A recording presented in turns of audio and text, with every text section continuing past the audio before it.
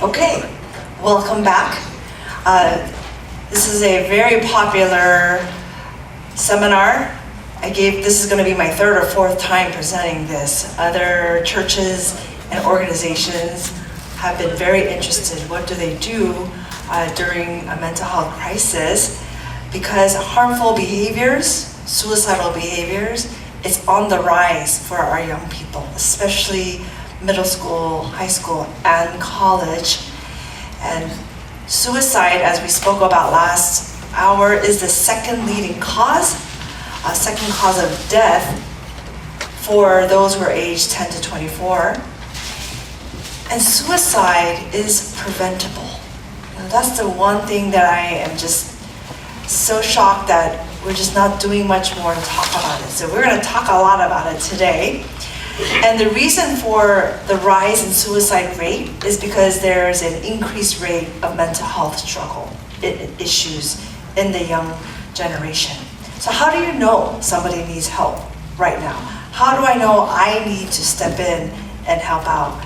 How do you know when somebody really needs referral for psychotherapy, professional counseling, or medication management to be able to help prevent some of those things? So today we're going to really quickly go through this entire agenda, distinguishing the expected ups and downs from a mental illness from a crisis. Like, what's the difference? Why must we be prepared to know the warning signs and also to act swiftly upon that first sign of crisis? What are some examples of behaviors and comments that warrant our action to intervene? How can we support someone in the middle of a crisis? What if somebody is suicidal, but there's no active gesture or plan or intent? What do we do then? And then I'll end with giving you some resources. So the first topic of our agenda is what distinguishes an expected ups and downs of mental illness from a crisis? Well, the definition of crisis, the way we define crisis, is an imminent or already engaged behaviors that are potentially dangerous to self, to others, or property.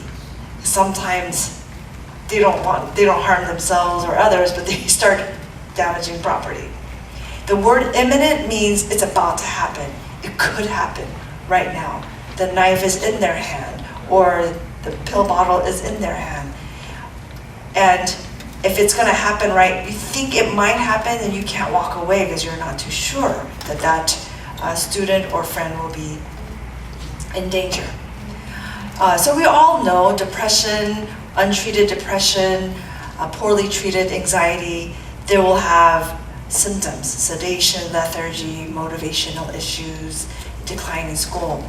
However, when somebody becomes suicidal because of their depression or other illness, and they start to have a plan to hurt themselves, then the depression condition has led to the level of a crisis. So that's the whole progression. There could be just illness and symptoms, and then it gets so severe, it becomes actually a crisis. It becomes life-threatening.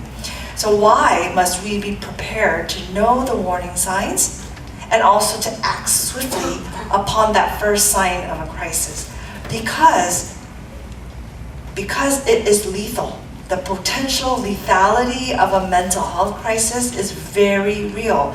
We know the statistics now, right? We just cannot guess. Oh, they're just trying to get attention. Oh, they're just trying being a drama queen. Right? We have to take every single thing very, very seriously.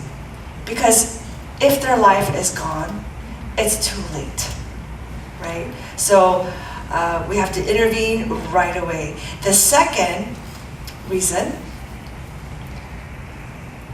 skipping a lot.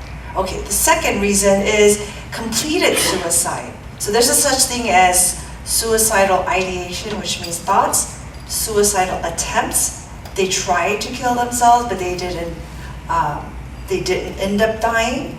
And then completed suicide. Completed suicide rates have risen. They just know how to do it in one shot these days, and we don't have a lot of time to intervene. So anyone who is thinking about it, that's the first step, because it could quickly get to that final step of having imagery, plan, and the intent, and then attempt. And then that last level I just mentioned is intent. They start planning, they start thinking about it, they start researching it. We have to swiftly intervene at this point, right? This is a time where we don't guess at all. Because if it gets to that third level, we have to prevent the attempt. Because that attempt can actually happen. I've had parents who tell me that, oh, last week, my child tried to take 5 Tylenols. But I didn't think that was going to kill them, so I didn't get attention. But to that child, 5 Tylenol was a suicide attempt. Right? So we have to take even the things that did not end up killing them very, very seriously. I'll talk about more on that. The next section is what are some examples of behaviors and comments that warrant action to intervene the progress toward the danger. There's 3 things. One is talk. If a person starts talking about it, even though they don't say the S word, suicide, we have to start listening more carefully, right? If they talk about, I want to kill myself, I feel hopeless, I'm a burden, there's no reason to live, I don't want to face tomorrow, I feel trapped. Any of those kind of phrases, we need to have a high alert and be concerned. The second one is behavior. Behavior, especially when something big has happened, a big event in life, a loss, a huge loss, a big change, that can be a trigger for someone thinking life is not worth living anymore. One thing I noticed after a death of a loved one, everybody says, I'm sorry for the loss, how are you doing? Especially right when it happened and maybe a week or 2 after the funeral. But not a lot of people check up on friends and people a month later or 3 months later. Why? Because we're so busy, right? Everyone has life schedules. And there's also so many deaths going around. How can we keep track of all of that? But in children, they are not going to share, I really miss my mom. I really miss my grandma, right?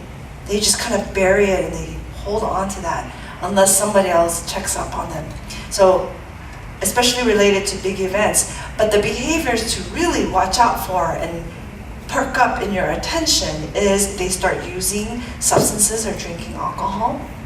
They start researching online and you find out about that. These days with the ChatGPT and other AI, it is very easy to do some research on the quickest way, the painless way of killing yourself. And our teens are doing it right now. If they start isolating and withdrawing from their friends and family, if they start visiting and calling people and saying goodbye, and you're like, why are you saying goodbye? To what? If they're giving their prized possessions away, if they're acting reckless, and they show a lot of symptoms of depression, aggression, fatigue, sleeping changes, eating changes, like all of these behaviors that are not their norm and are not looking stable.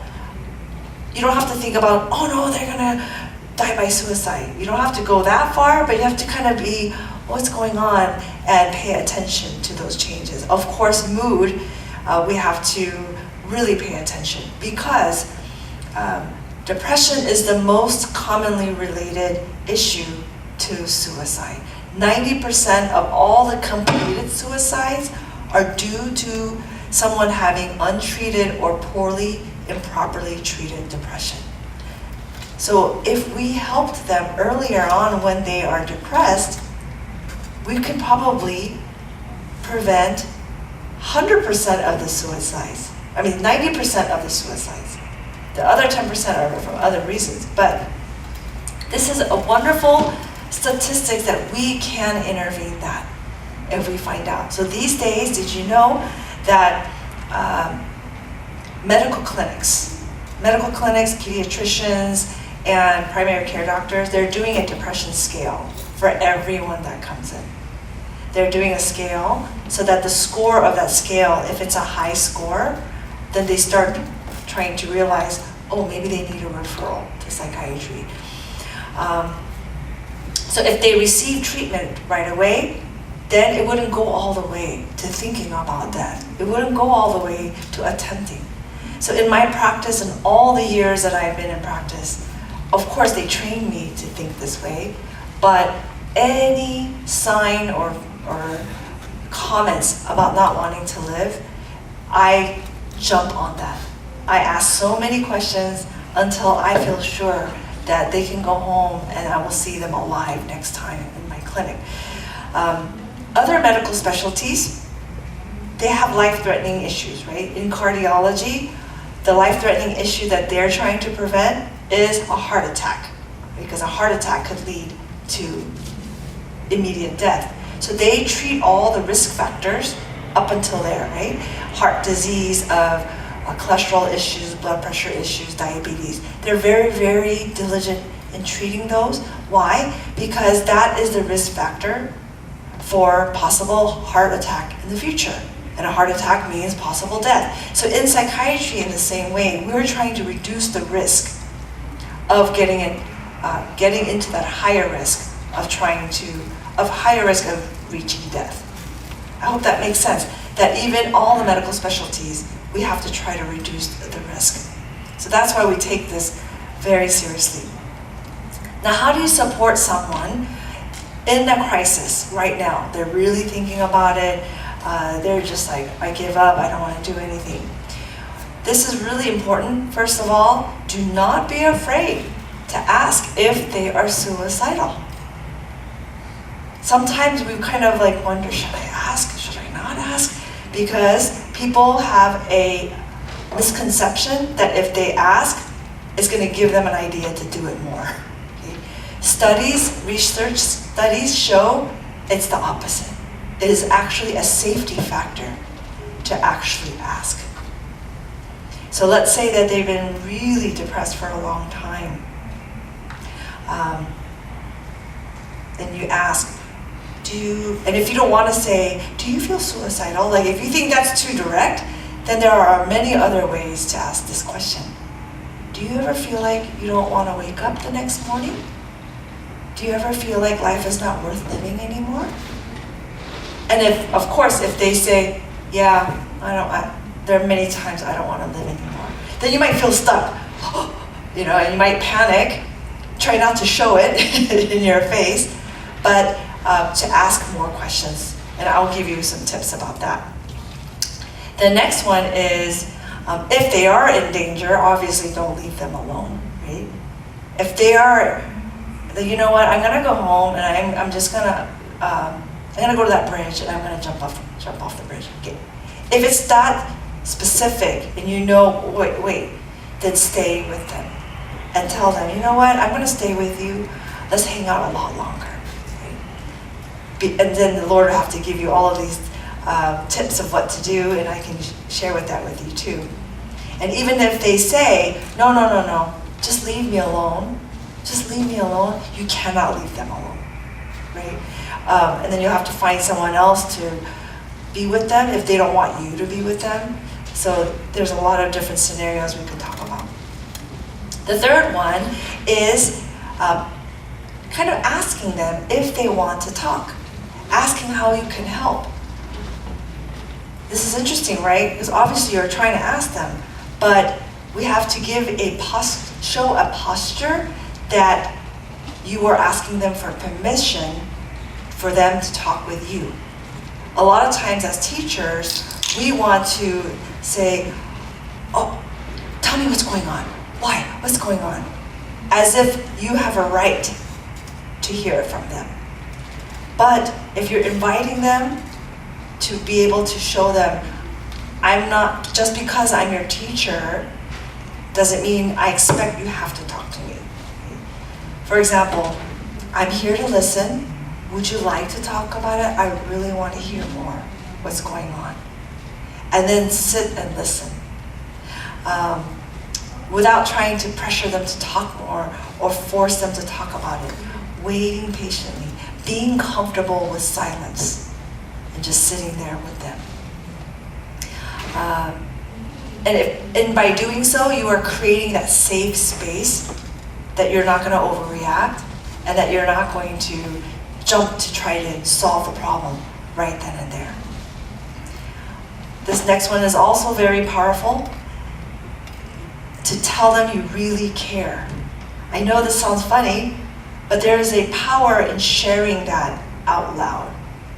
Internally, they know you care. So in our Asian and Korean American society, everything is implicit language. Implicit means unspoken. Our parents don't really, or my parents, my mom, for example, she didn't really say I love you every day, right? But then I know she loves me. They don't say, I care about you. As mom and dads, I care about you. I don't think they ever have said that out loud. I already knew it. But some of our children, they don't know it. They don't know it or they doubt it. So there's a power in sharing. I care about what's going on. You matter to me. I want you to be alive because you are important. I want you to be here. God thinks you're important. I want you to know there is hope. Right? So these kind of words of sharing with them that they are worthy to stay alive and that they matter to you and to the world. Right? So the next one, how to support someone, is encouraging them. And this is a great question that came up last hour. To see a mental health professional. Because sometimes these crises is actually a cry for help, a very significant cry for help. And they maybe were thinking about counseling. Some of these children these days, they want to feel better. They want help, but they might feel really stuck, like that example during the previous hour. So sharing with them, I can help you. I know referrals. Do you want to call together? Because if they're really depressed, they may not have that strength to do so. Or parents may feel paralyzed. They don't know what to do. And so you can be an assistance to them of doing it together. Sometimes they're embarrassed to seek help. But if you're like, oh, there's nothing wrong with that. Let's do it together. Let's go. Let's call them together, validating them. It really encourages them. For those who are under 18 years old, parents must be strongly encouraged to not be shy to make that appointment. Sometimes the parents stop because they asked their child, do you want to get counseling? And some of the kids are like, no. They're like, oh, okay then. Right? Just because they disagree, just because they don't want it, doesn't mean they don't need it. So if they have an infection on their leg, it's kind of like saying, do you want to go to the ER for that?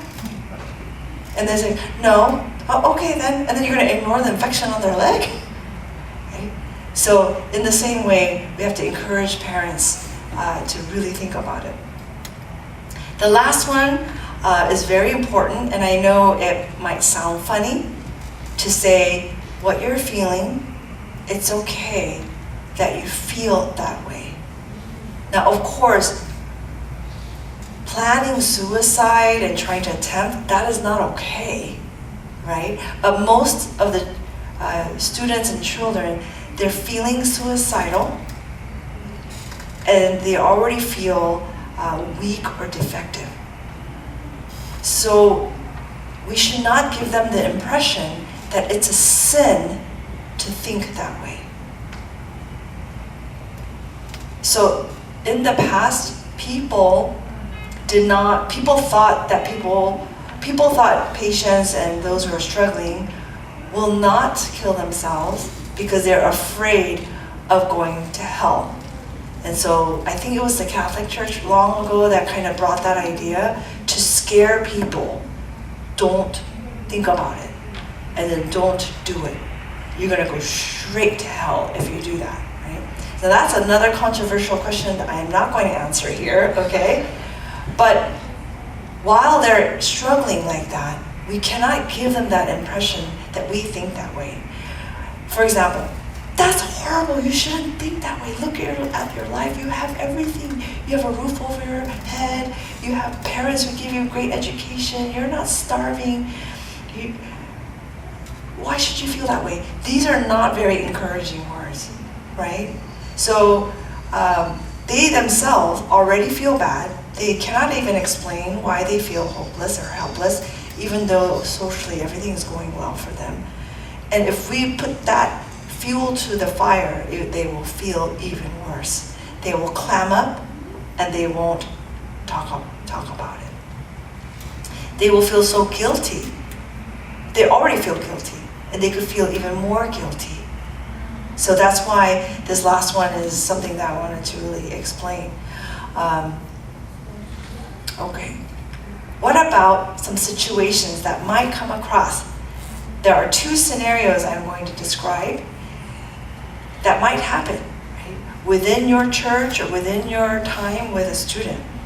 What if a student mentions, I want to die, why should I go on? Okay, that's scenario number one. Scenario number two, what if a student says, I do want to kill myself. I'm going to have a plan. I'm researching it already. Okay? That one you can already tell is a little bit more serious. Okay? What do we do about these things? So I'm going to describe scenario number one more time. This is somebody who is suicidal, but they don't have an active gesture, intent, or plan. That's called passive suicidal. The thought is passively going in and coming out, and going in and coming out. But they're not thinking deeper than that. They just have the feeling and thought, I don't want to live. It's not worth living. Or they're questioning a lot.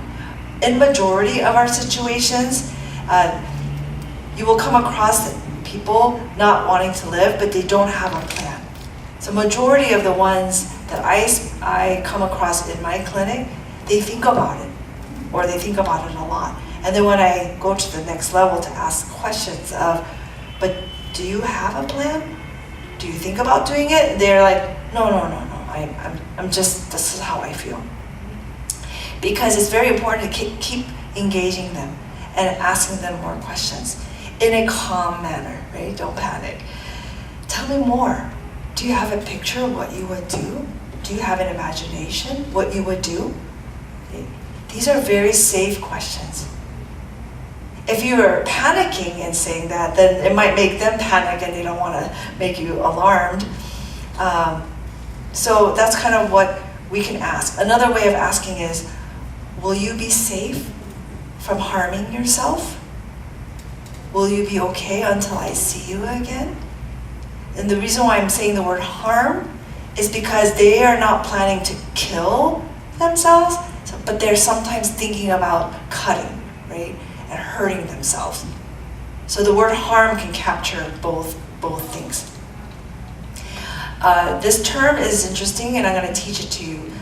Can they contract for safety?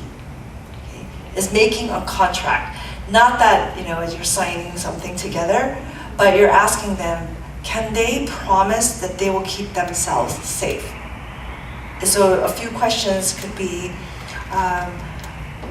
will you be able to stay safe? And if you feel like you want to do something, will you be able to tell your mom and dad? Will you be able to call me? Will you be able to even call 911 for yourself? Right? This is what a safety plan means. If they are able to say, yeah, I'm not going to do it.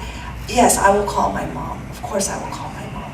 Then you get that assurance that they are able to contract for safety. But there are going to be times that they don't give you that assurance. They'll say, no, I can't promise you anything. And you're not sure what that means, okay? That's when you just keep talking with them. And you say, well, then I need to hang out with you a little bit longer. Or let's talk with your parents about this.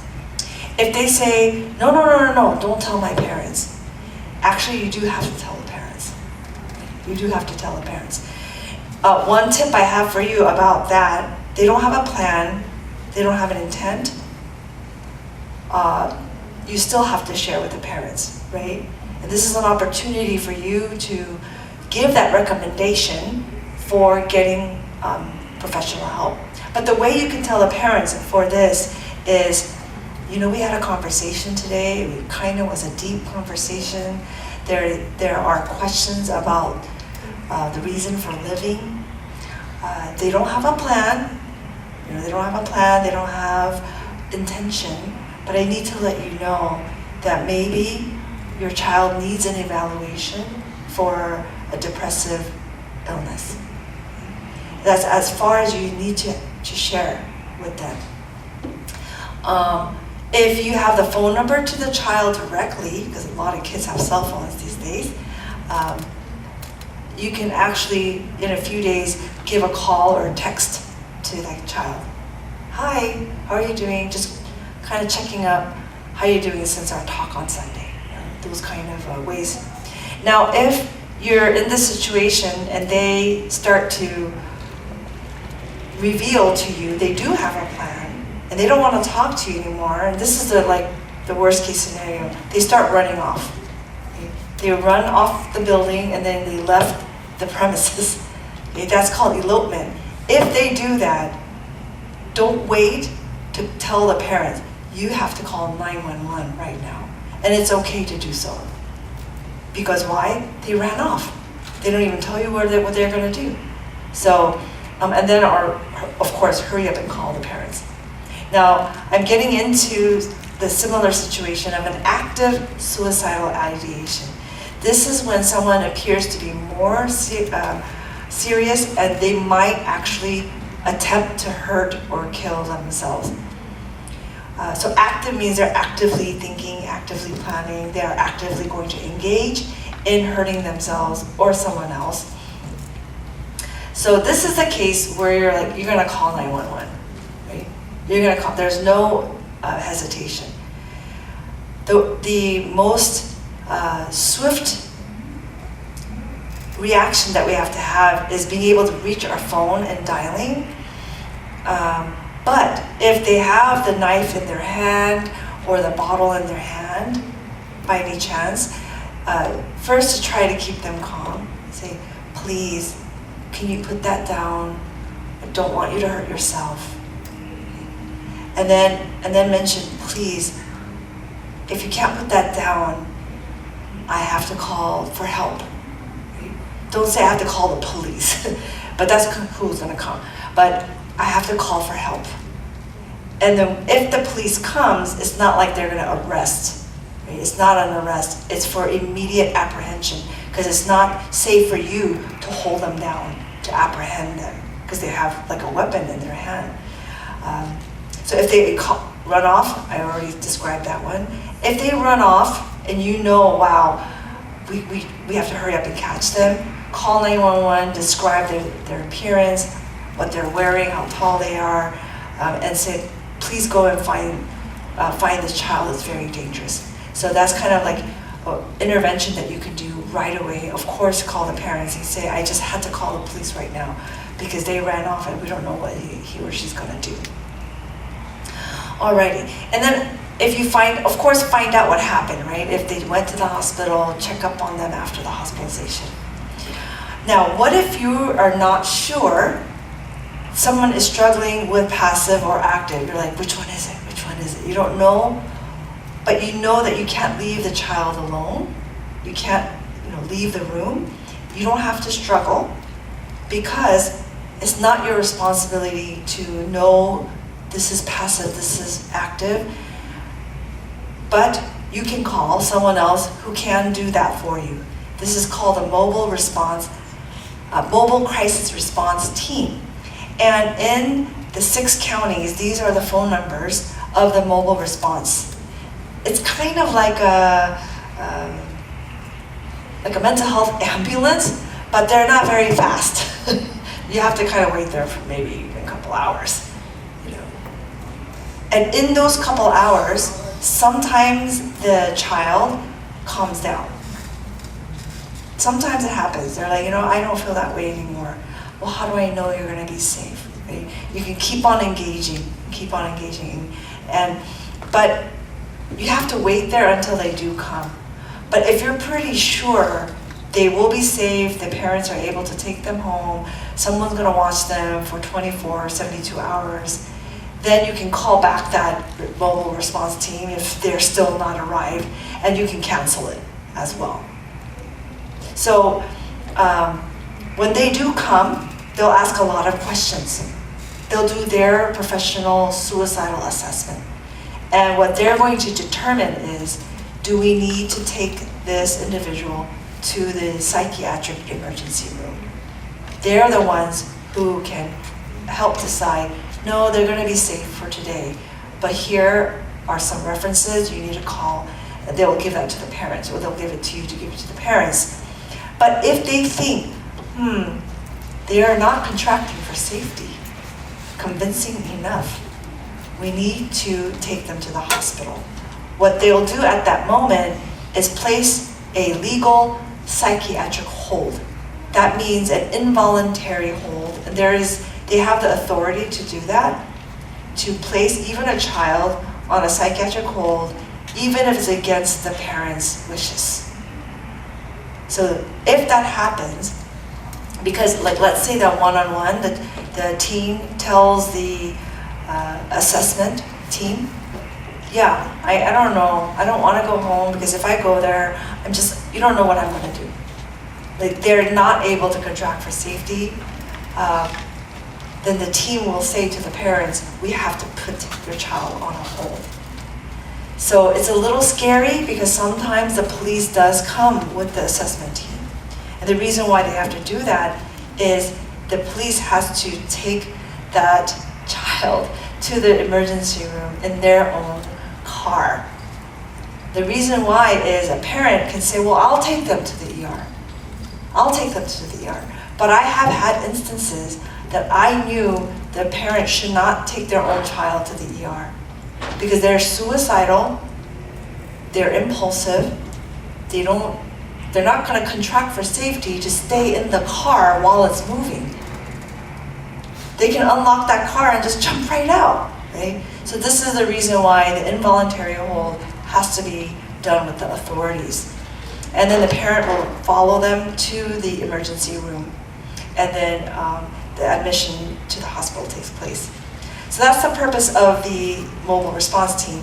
If it's happening here at Chunghyun or Charis Ministry, this is LA County. So you'd be calling that PMRT ending in 7771. But if you're teaching a parent about this system, but they live in a different county, like Orange County or San Bernardino County, any of those other counties, you can give this number to the parents because it could happen at any time, right, at home.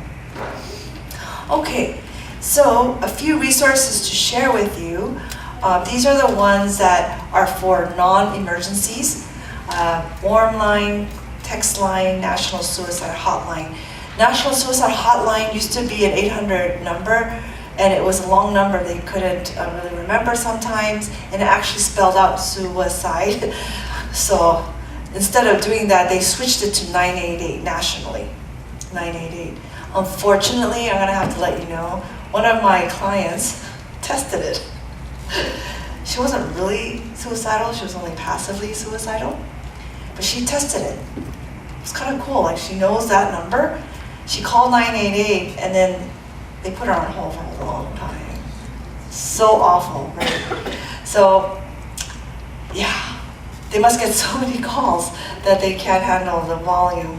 PsychologyToday.com is a search engine, all 50 states of those who are therapists and psychiatrists and prescribers.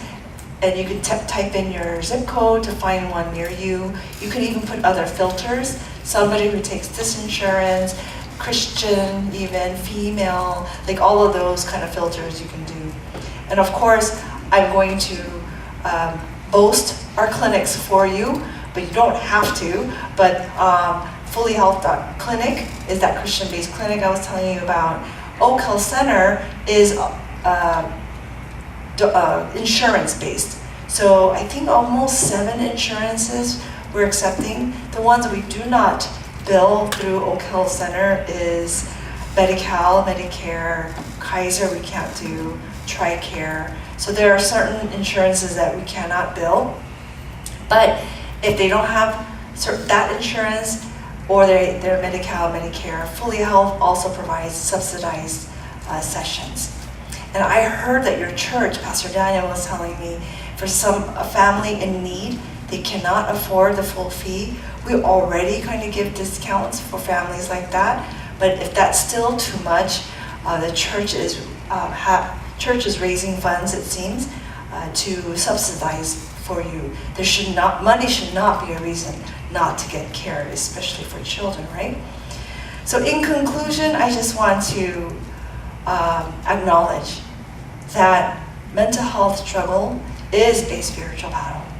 It's an emotional battle, psychiatric, neurological battle, but it is a spiritual battle because the devil, Satan, constantly deceives not only the children but adults too about the reason to live.